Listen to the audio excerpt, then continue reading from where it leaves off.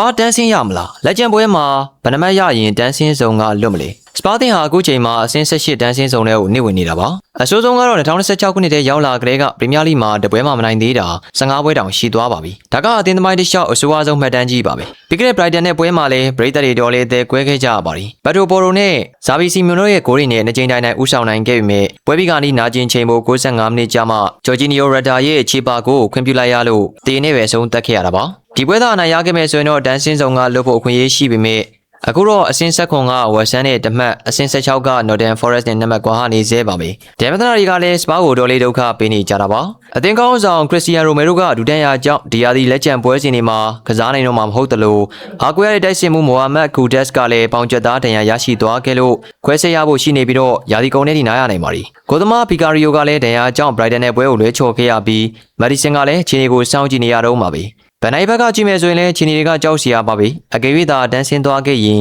ရုပ်သံမူပိုင်ခွင့်နဲ့တခြားဝင်ငွေတွေပါဝင်စုစုပေါင်း250တန်းလောက်ထိဆုံးရှုံးသွားနေတာပါ။ဒါ့အပြင်အဓိကစပွန်ဆာတစ်ခုကလည်းဒီယာဒီကုံမှာစာချုပ်ဖြတ်သိမ်းမှုပြင်ဆင်နေတာအကြောင်းအသင်းရဲ့ဝင်ငွေလဲပတ်မှုက10နှစ်တွင်းမှာအဆိုးဆုံးခြေနေကိုရောက်ရှိနေတာပါ။စပါထွက်ကြန့်ရှိနေတဲ့5ပွဲကတော့ Hove အဝေးကွင်း၊ Aston Villa အဝေးကွင်း၊ Leeds အိမ်ကွင်း၊ Chelsea အဝေးကွင်း၊ Everton အိမ်ကွင်းတို့ပဲဖြစ်ပါတယ်။နီးပြသစ်ဒီဇာဘီကတော့လက်ကျန်ပွဲ5ပွဲမှာရစရာရှိတဲ့15မှတ်လုံးကိုရယူနိုင်စွမ်းရှိတယ်လို့ယုံကြည်နေပြီးတော့ကစားမတွေကိုလည်းစိတ်ဓာတ်မကြဘဲနဲ့သူနောက်ကိုလိုက်ခဲကြဖို့တိုက်တွန်းထားပါတယ်။ဒါပေမဲ့လက်တွေ့မှာတော့စပါတင်တန်မစင်ရဖို့အတွက်နောက်ထပ်6မှတ်လောက်ထိလိုအပ်နေတာကြောင့်ကျန်တဲ့5ပွဲမှာအနည်းဆုံး3ပွဲလောက်နိုင်မှ1989ခုနှစ်နောက်ပိုင်းပထမဆုံးအချိန်တန်းဆင်းရမယ့်ဘေးကနေလွတ်မြောက်နိုင်မှာလေးဖြစ်ပါတယ်ခင်ဗျာ။